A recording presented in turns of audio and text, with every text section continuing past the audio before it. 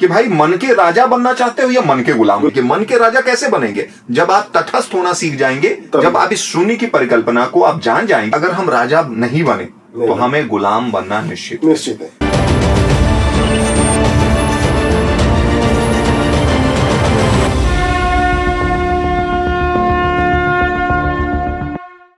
नमस्कार, मैं संजय, मैं Pradeep.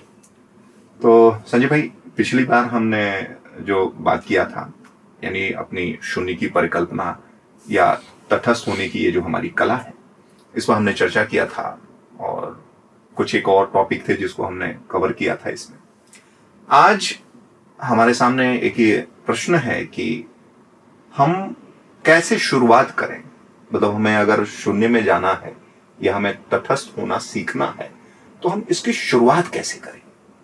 What is the basic step, या इसकी एकदम इसका ककहरा कहते हैं ना, कखा गगा की शुरुआत कैसे? बेसिक स्टेप हम लोग पहले भी डिस्कस कर चुके हैं। ओके, पहले एपिसोड में ही किए थे। आज इसको फोकस करते हैं कि हाँ, ठीक है, कैसे शुरू करें। तो इसका ये है कि कैपेसिटी, आप में कितनी कैपेसिटी है, किस चीज की कैपेसिटी? कोई भी आपके विचार या कर्म, शरीर के द्वारा कर्म करना है या विचारों के द्वारा। हाँ, तो जैसे शरीर की कैपेसिटी होती है, जैसे कि मैं 60-70 किलो का हूँ और मेरी कैपेसिटी है कि मैं 80 किलो उठा सकता हूँ, तो उसी तरीके से हमारे मन या सोचने की शक्ति, उसकी भी कैपेसिटी होती है कि आप ओवर थिंकिंग कितना कर सकते हैं। एक आदमी एक टाइम पे 4 काम कर सकता है, एक आदमी नहीं कर सकता है। तो आप कितना कर सकते हो या कितने दिमाग में चल रहे हैं आपके काम, और जिसकी वजह से आपको थकान आ रही है जी। जैसे कि आप एक टाइम पे 4 चीज सोचते हो कि मुझे अभी जाना है, काम करना है, और रात को वापस आके ये घर पे काम करना है, या परसों आपको गांव जाना है। तो जो ज्यादा दूर है वो थिंकिंग को आप कट कीजिए। आपको याद रखना कठिन होता है तो उसको लिख लीजिए या अलार्म में डाल दीजिए, लेकिन आप अपने ओवर थिंकिंग से निकाल दीजिए, अपने दिमाग से उसको निकालिए, क्योंकि आपका दिमाग वहां भी रहेगा, मतलब वहां भी एनर्जी लॉस हो रही है। रात को वापस आके ये करना है, वो तो रात को ही करना है ना, तो रात को सोचना। तो स्टार्टिंग में आपका फोकस, जिसको फोकस ही बोलते हैं, कि अपने एक काम पे फोकस करो। अभी मुझे क्या करना है, यहाँ से मुझे घर से निकलना है और ऑफिस जाना है, तो बस आपका थिंकिंग वही होना चाहिए, दिमाग में सिर्फ वही होना चाहिए, वापस आने का नहीं होना चाहिए। ये बड़ी अच्छी बात है। मुझे बचपन का याद आया, जैसे आपने कहा फोकस करो, यानी केंद्रित हो किसी भी एक कार्य। तो बार बार ये कहा जाता रहा है कि आप वर्तमान में केंद्रित रहिए, वर्तमान के जो केंद्र है उसमें केंद्रित रहिए। और अक्सर हम कहते हैं कि हमारे जीवन में जो विकार हैं या जो समस्याएं हैं, जो बेवजह की समस्याएं या चैलेंजेस हैं, वो इसलिए आ गए हैं क्योंकि हम वर्तमान में ना रहकर इस मन के बहाव के साथ न जाने अतीत में या भूतकाल में चले जाते हैं। अतीत, भूतकाल या अपने आसपास से जुड़ी हुई समस्याओं में उलझे रहते हैं। देखिए, हमेशा देखना, अब सफल आदमी जो होता है या तो एक पर्सनल सेक्रेटरी रखता है उसको सोचने के लिए कि तू पैसा ले, लेकिन मेरा जो ये काम है, मगजमारी जो है, किस समय क्या करना है, कि मुझे याद दिलाते रहे। मैं क्योंकि मैं याद करते रहूंगा, सोचते रहूंगा, तो मेरी एनर्जी वेस्ट होगा, तो ये काम मैं नहीं कर पाऊंगा। और बहुत लोग डायरी लिखते हैं कि रात को मैंने ये दिन भर किया, अब मुझे ये कल करना है, परसों क्या करना नहीं लिखते। फिर आज मैंने ये किया, क्या बच गया अभी, वो सिर्फ सोचते नहीं, दिन में नहीं सोचते ना कि ये काम मेरा छूट गया है, ये काम मेरा छूट गया है, इसको करना था, करना नहीं, वो रात को ही सोचते हैं। हम लोग स्कूल जाते थे, स्कूल में भी दैनंदिनी, और इस समय के बच्चों को भी, जो बच्चे अगर देख रहे होंगे या गार्जियन देख रहे होंगे, तो वो इस चीज को एग्री करेंगे कि दैनंदिनी डायरी लिखवाई जाती है, किस दिन क्या पेपर है, किस दिन, और इसीलिए स्कूल का टाइम टेबल दिया जाता था जी। कल आपको आना है, 3 विषय पढ़ाए जाएंगे, तो होते हैं 6 विषय, 8 विषय। आप एक साथ सब विषय में बिखर जाओगे तो ना याद होगा, ना होगा, फोकस भी नहीं होगा और उलझे रहोगे। तो हम कह सकते हैं आज इस बात को कि अगर हमें शून्य होने की कला जो है, हमारी शून्य की जो हमारी परिकल्पना है या तटस्थ होने की जो हमारी कला है, तो उसकी अगर हम शुरुआत करना अगर चाहते हैं, तो सबसे पहले तो लिमिट करना, यानी कि ये करना कि कितने कार्य, नहीं, पहला जरूरी क्या है, हाँ वही चीज है कि कितने कार्य हमारे आवश्यक है, किस पर हमको फोकस यानी केंद्रित होना है, क्या हमारा कर्म क्षेत्र है। जैसे विद्यार्थी होगा तो विद्या अध्ययन ही उसका कर्म क्षेत्र होगा, एक खिलाड़ी होगा, एक बॉस होगा तो अपने जितने भी सबऑर्डिनेट्स हैं उनको नियंत्रित करना, अपने बिजनेस को देखना। उसी तरीके से हर क्षेत्र का जो भी व्यक्ति, गृहिणी है तो गृहिणी का कार्य, गृहिणी से अच्छा याद दिलाए, हस्बैंड वाइफ है, तो आपस में काम भी बांट लेते हैं। राइट। काम पहला क्या बांटते हैं कि मैं जा रहा हूँ काम करने, आऊंगा, लेकिन अब घर पे क्या करना है ये मेरा लुकआउट, ये मेरा दायित्व नहीं, घर के ये कार्य आपके ऊपर है। और सामान क्या लाना है क्या नहीं लाना है वो भी मैं सोचूंगा, तो मेरे काम पे इफेक्ट पड़ेगा। Exactly. तो काफी लोग ऐसे होते हैं कि कमा के आए और पैसा वाइफ को दे दी, कि अब घर कैसे चलाना वो सोचो, अब मुझे वो नहीं सोचना है, मेरे को इस चिंताओं से मुक्त करो। समझ रहे हो मेरी बात? अपने अपने काम बांट लिए, तो लिए। ये तो पर्सन है, जैसे कि टीम में हम टीम वाइज काम कर रहे हैं, परिवार एक टीम है तो टीम वाइज काम कर रहे हैं। लेकिन हम जब बात करते हैं कि हमें तटस्थ होना सीखना है या हमें शून्य की उस स्थिति में पहुंचना है, तो हमने कहा कि देख लें कि हमारे अपने व्यक्तिगत जीवन में क्या क्या कार्य हैं, कौन कौन से डायमेंशन हैं जिस पर हमारा मन अक्सर या तो चिंतन करता है कि इसका समाधान कैसे हो, इसको कैसे सुचारू रूप से किया जाए, और नहीं चिंतन कर पाता है तो फिर चिंता करता है कि हाय रे, ऐसा हुआ तो कैसा होगा, ऐसा हुआ तो कैसा होगा। तो सबसे पहले तो हमें वो डायमेंशन सोचना है कि अपने को क्या सोचना अभी नहीं है। लेकिन आपने पॉइंट वही है। हाँ, देखिए अभी मैं जाता हूँ सैलरी पे काम करने, मुझे अभी 30 दिन के बाद सैलरी मिलेगी। राइट। मैं आज से सोचते रहता हूँ कि इतना 30 दिन बाद मुझे जो पैसे मिलेंगे, मेरे को बस का भाड़ा कितना करना है खर्चा, घर पे राशन कितना लाना है, लाइट का बिल भरना है। अरे भाई वो अगले महीने भरना है, तो अभी क्यों सोचना है?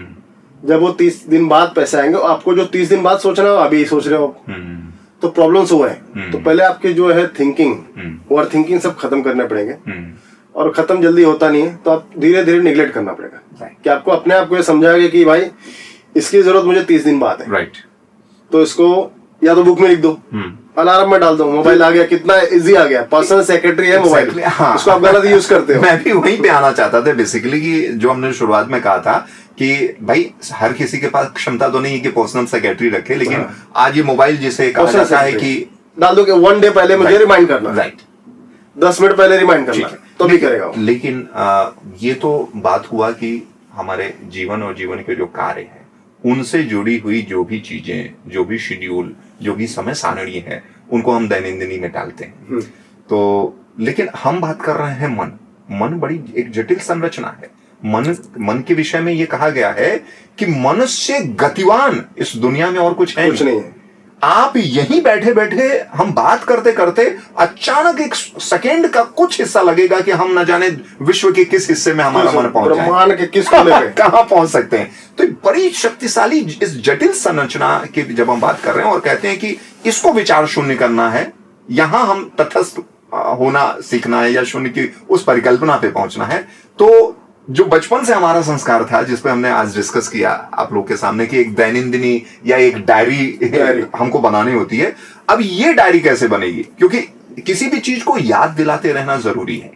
जैसे कि दैनंदिनी हमको यही याद दिलाती है ना कि क्या करना है, तो क्या करना है अगर ये हमें अच्छी तरीके से याद है तो ऑटोमेटिकली ये भी डिसाइड हो जाता है कि क्या नहीं करना है। तो हमको क्या करना है हम ये मान सकते हैं कि अब हम मैच्योर हो गए हैं। अगर हम मन के लिए डायरी नहीं रखना है अगर हमको, तो कोई बात नहीं, लेकिन क्या नहीं करना है, किधर नहीं सोचना है, क्या बेवजह की चीजें हैं, कौन सा डायमेंशन अभी हमारे, जैसे आपने कहा ना कि एक महीने बाद की जरूरत नहीं है। अभी जैसे अभी आपको भी होता होगा जी, प्रॉपर्टी टैक्स भरना है। हाँ, अच्छा याद दिलाया आपने मुझे भरना है, पिछले 1 महीने से मैं डिले कर रहा हूँ। हाँ, तो 1 महीने से आप सोच ही रहोगे। हाँ, जब कभी याद आती है कभी कभी तो नहीं सोचना है आपको, 1 महीने बाद ही भरना है, तो 1 महीने बाद ही सोचना है। ओके। तो आप अलार्म में डाल दो, तो एक आपका थॉट चला जाएगा। आपको सोसाइटी का मेंटेनेंस भरना है, महीने में 1 बार भरना पड़ता है, जो भी एक डेट फिक्स है।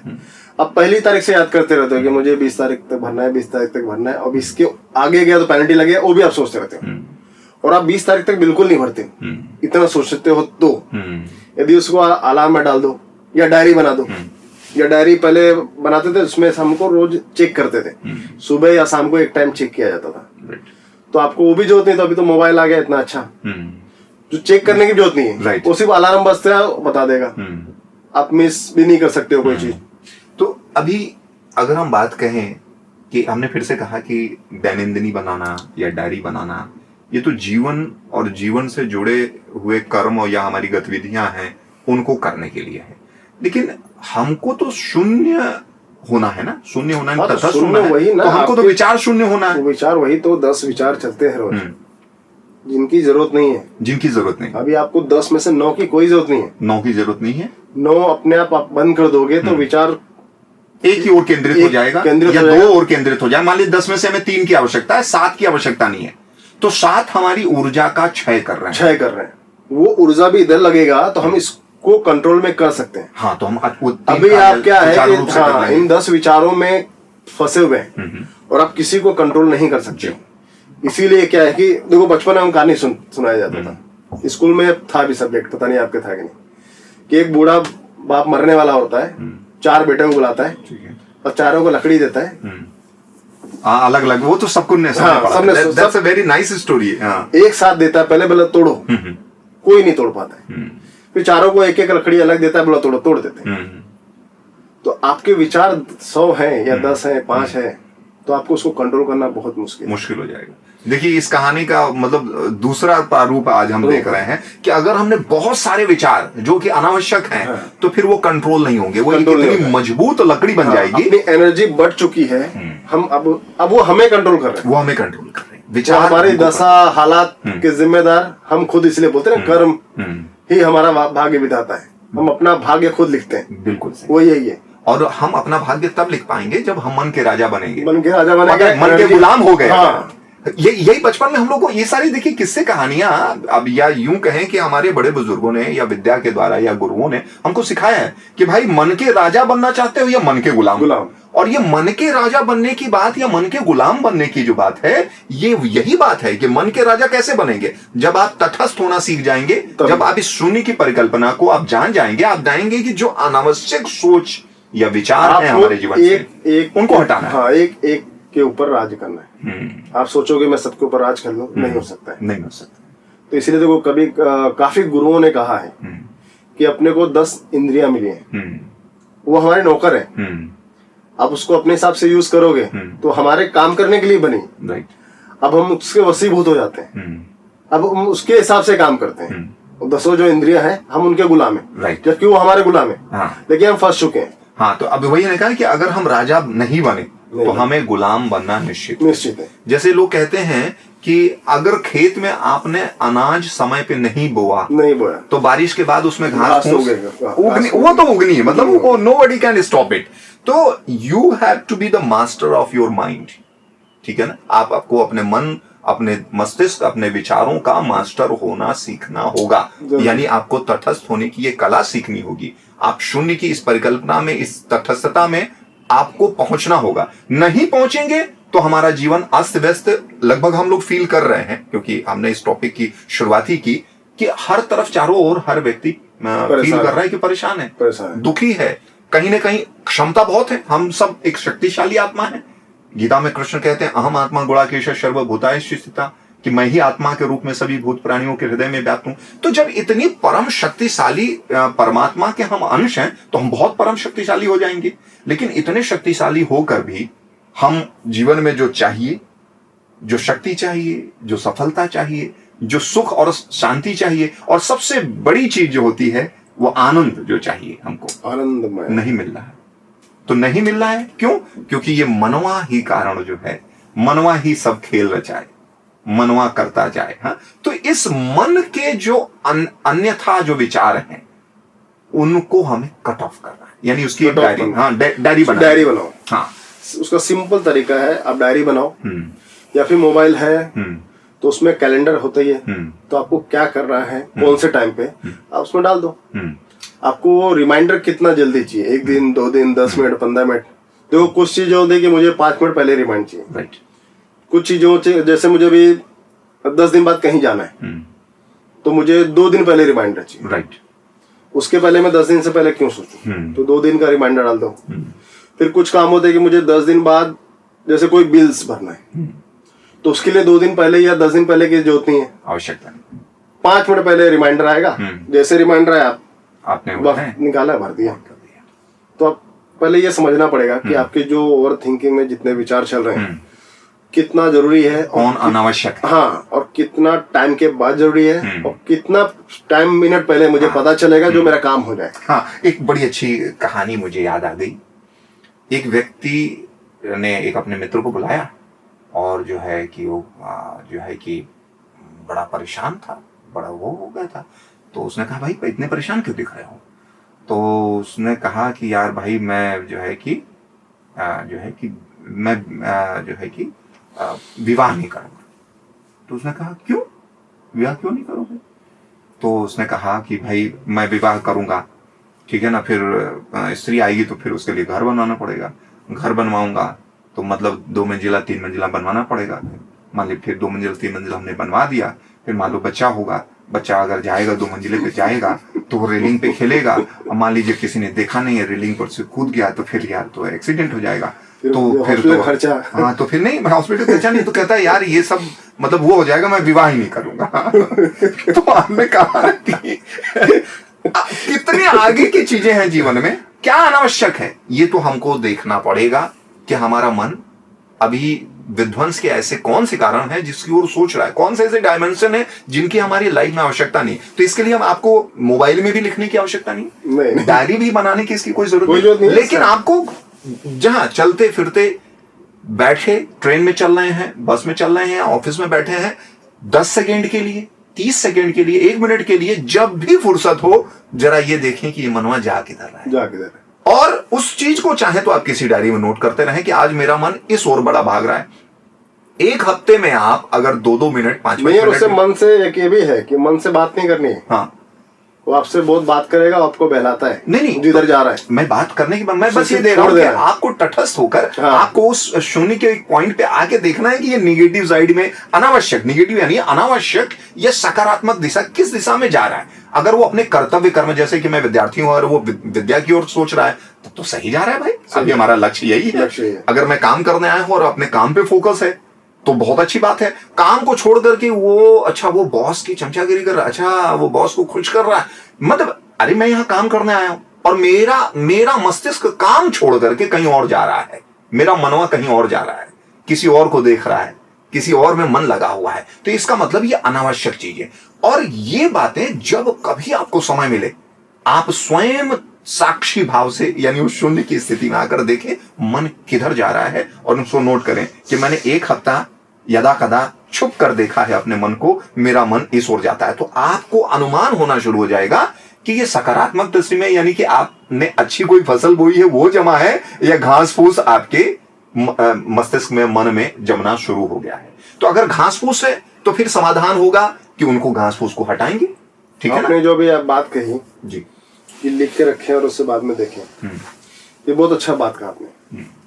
इससे क्या है कि हम किस स्थिति में है हमें पता चलेगा। हाँ, जब हम किस स्थिति में है और हमें पता चले, क्योंकि हम अपने आप को नहीं जानते, एग्जैक्टली, हम सिर्फ दूसरों को जानते हैं। हाँ, क्योंकि हमारी इंद्रियां बाहर की ओर देख रही हैं, सब दूसरे को ही देख रही हैं। मैं सिर्फ जानता हूं कि आप कैसे हो, आप में ये गलत विचार आते हैं, आप ये गलत सोचते, ऐसा बोलते हैं, ऐसा गलत सोचते हैं, आप गलत आदमी हो। राइट, मुझे अपने को देखना है। वो मैं नहीं देखता हूँ कि मैं गलत हूँ, मैं गलत सोचता हूँ, मैं तो अच्छा ही हूँ। अच्छाई इसी बात की है ना कि हम सिर्फ अच्छे को देखेंगे, यानी मेरे अंदर अच्छाई के अंश भले हों थोड़े बहुत, लेकिन खराबी भी है जो खराबी को देख पा रही है, यही उस कहने का है। एक बड़ी अच्छी कहानी है, देखने का असर देखो कैसा पड़ता है। जब हमारी आंखें थोड़ा कमजोर होने लगती हैं जी, या थकान आने लगता है या आंखें जलन होती है, तो डॉक्टर पहले यही सलाह देता था कि रात को चांद की तरफ देखो, राइट, पानी की तरफ देखो, जल, सुबह जल्दी उठो और हरे हरे घास में चल के घास की तरफ देखो। ओके, इससे आपको आंखों में ठंडक मिलेगी। बिल्कुल सही। पानी की तरफ देखो, पानी भरा हुआ शीतल पानी, दोपहर को नहीं, दोपहर को जाके दोपहर को नहीं देखना है, ये सब रात को ही बोलते थे कि आकाश की तरफ देखो, पानी भर के एक बाल्टी में उसकी तरफ ऐसा निहारो, तो इससे आपकी आंख की रोशनी बढ़ती है, ओके, आंख की जलन जाती है, आंखों की जलन की वजह से थकान आती है, वो भी खत्म होता है। देखने का इतना असर है। उसी तरीके से जो अभी हमने बात की ना कि हम दुनिया को देखते रहते हैं, हम दुनिया को देखकर और दुनिया के विषय में अपनी कमेंट्री करते रहते हैं, निर्णय करते रहते हैं कि कौन सही है कौन गलत है। तो कभी हम अपने को भी देखना शुरू करें। तो हमारी ये जो ये शून्य की परिकल्पना है या तटस्थ होने की ये जो कला है, इसकी शुरुआत यहीं से शुरू होती है कि समय मिलते ही, और वो कितना समय मिल रहा है, 10 सेकंड भी पर्याप्त है, पर्याप्त। अपने मन को देखने के लिए कि मेरा थॉट जा किधर रहा है, इसी ध्यान की स्थिति में अगर 10 सेकेंड हम विचार शून्य हो पाए तो इसको कहते हैं ध्यानावस्था। लेकिन हम ये कहते हैं कि ध्यानावस्था इतनी आसान तो नहीं है। आसान नहीं। लेकिन ये ध्यानावस्था शुरू कब होगी? जब हम पहले देखें कि मन जा किधर रहा है, और फिर उसके बाद हम विचारवान होकर बैठेंगे कि मन को इधर जाने से रोकना है, समझाना है कि ये व्यर्थ है, और उसकी प्रैक्टिस करनी है। फिर एक दिन जहां जाना चाहिए केवल उस ओर ही हमारी ऊर्जा जाएगी और वो काम ही करेगी, और आप कहलाने लगेंगे कि आप शून्य में जीने लगे। यानी कि हर एक जो भी कार्य आप सोच रहे हैं वो एक सर्कल कंप्लीट करके पूर्ण हो रहा है, और अन्यथा थॉट आपके वो जो जैसे 360 का एक हमने शून्य का डायमेंशन बताया था, उस 360 में 360 की हमने जो चर्चा की थी, वो फोल्ड्स कम होना शुरू हो जाएंगे हमारे जीवन में। जो परेशानियां हैं, जो दिक्कत हैं, जो भी अनिद्रा की प्रॉब्लम है, वो मतलब धीरे धीरे सॉल्व होना शुरू हो जाएंगी।